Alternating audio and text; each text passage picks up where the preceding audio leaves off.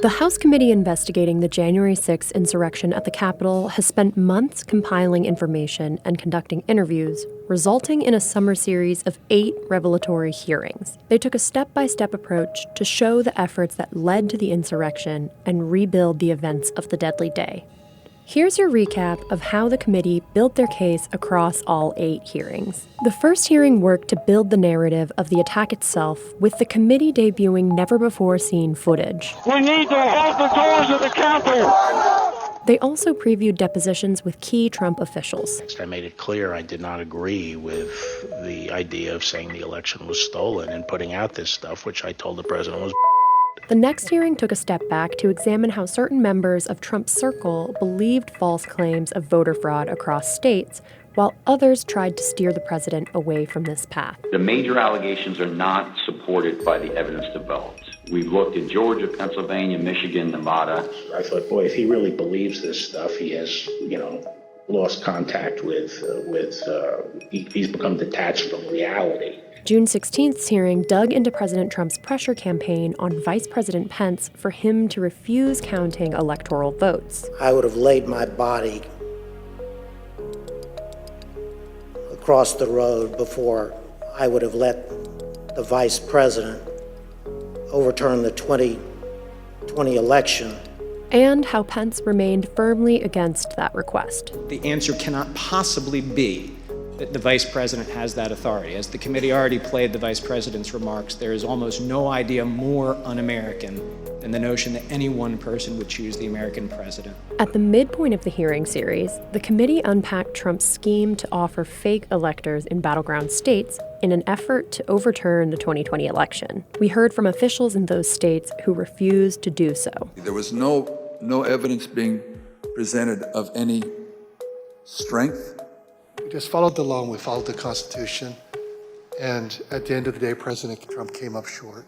Beyond the president's failed false electors plan, he also pressured the Justice Department to investigate election fraud. DOJ officials testified about their refusal to do so, citing a lack of evidence. He thought the election had been stolen or was corrupt, and that there was widespread fraud. And I had told him that our reviews had not shown that to be the case. Others spoke out about the president's attempt to install former DOJ official Jeffrey Clark as the department's head so he could spearhead this effort. That comment clearly had an impact on the president. The leadership will be gone. Jeff Clark will be left leading a graveyard.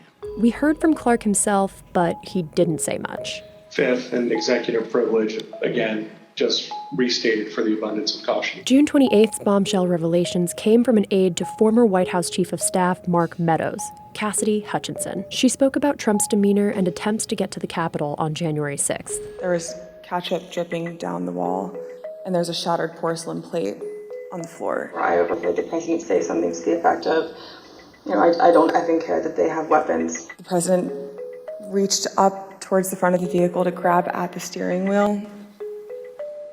Mr. Engel grabbed his arm, said, "Sir, you need to take your hand off the steering wheel. We're going back to the West Wing. We're not going to the Capitol." The penultimate hearing drew the connection between Trump himself and extremist groups present at the insurrection. The president, got everybody riled up, told everybody head on down. So we basically were just following what he said.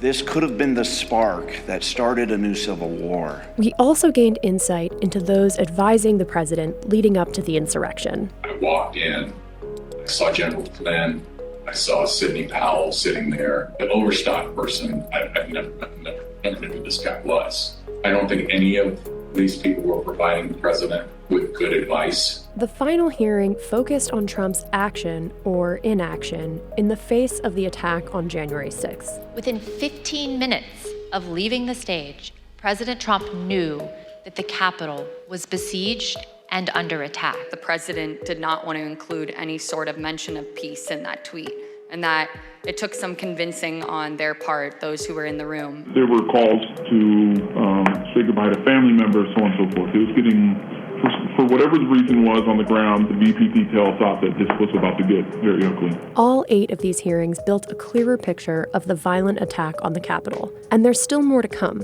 The committee has plans to conduct more hearings and issue a full report of their findings.